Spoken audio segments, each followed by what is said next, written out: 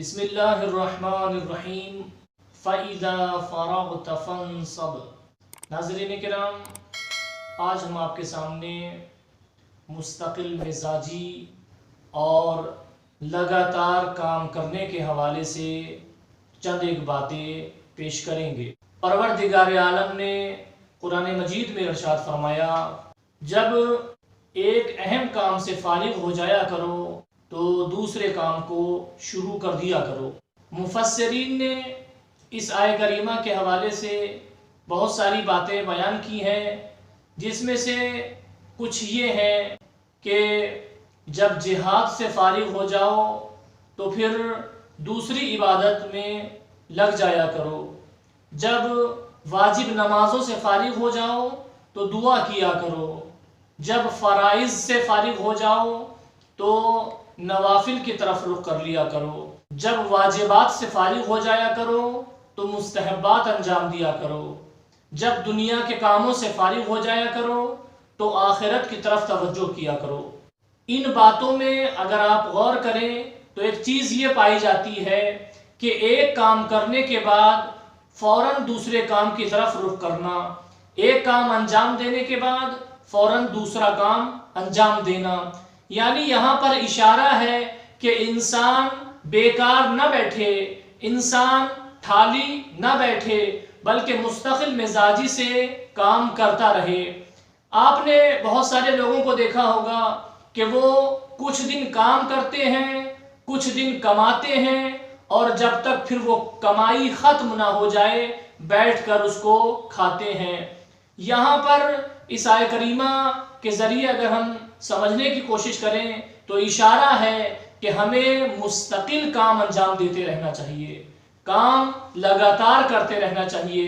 بہت سارے لوگ یہ کہتے ہیں کہ کام نہیں چل رہا یا کچھ بچت نہیں ہو رہی، ہم پہلے 500 کماتے تھے اب صرف 100 مل رہے ہیں،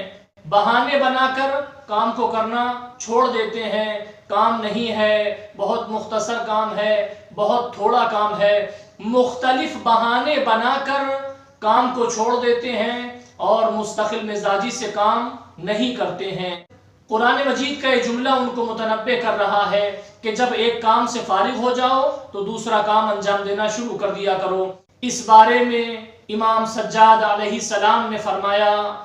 انی لأحب ان ادوم علی العمل وان قل۔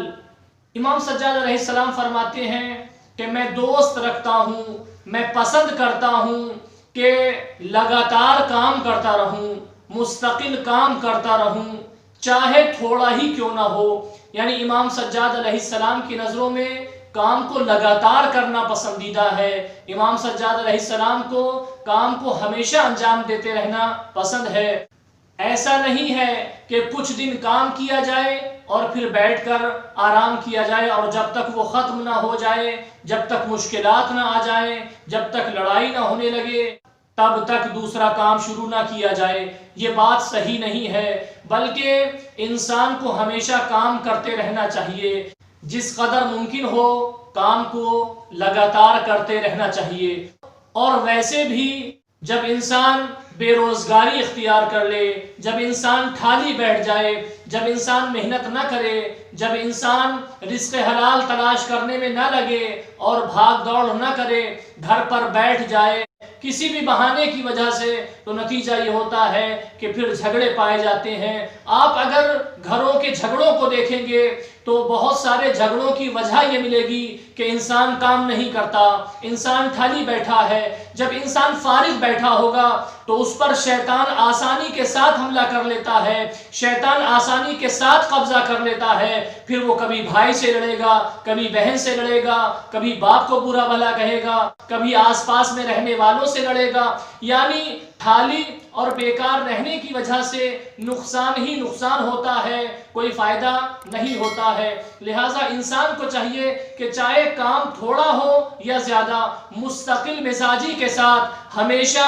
اور لگاتار رزق حلال کے لیے محنت کرتا رہے، رزق حلال کے لیے بھاگ دوڑ کرتا رہے۔ پروردگار عالم جب ایک انسان کو دیکھے گا کہ ایک انسان محنت کر رہا ہے، ایک انسان اپنے حالات کے اعتبار سے جستجو کر رہا ہے، تلاش کر رہا ہے، تو پھر پروردگار عالم کی رحمت ضرور اس کے شامل حال ہوگی، پروردگار ضرور اس پر اپنا لطف و کرم کرے گا۔ پروردگار عالم سے دعا ہے کہ پروردگار جو افراد بے روزگار ہیں ان کو بہترین روزگار عطا فرما۔ والسلام علیکم۔